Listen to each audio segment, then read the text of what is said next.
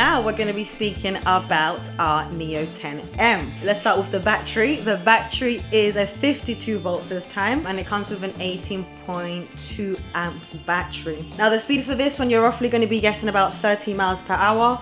With me, it does a little bit more because I am quite petite. The distance, as in range-wise, that you can do on the Neo 10M, I would say is about 35 to 37 miles, again, depending on the way you put and how fast you're going. This one comes with a superb 1,000 watts motor, so it's gonna definitely give you that power when you are riding the Neo 10M.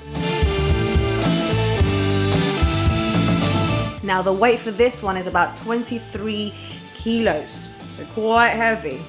Bit heavy. The max load again for this one is 120 kilos. It does come with 10-inch pneumatic tires, giving you that soft ride. The Neo 10M comes with a front and rear suspension, so obviously giving you that comfort as well. It does come with the LCD screen, as all our Neos, with the speed from 1 to 3, 1 being the slowest and 3 being the fastest. The charging time for this particular scooter obviously is going to take a little bit longer because it's got a bigger battery.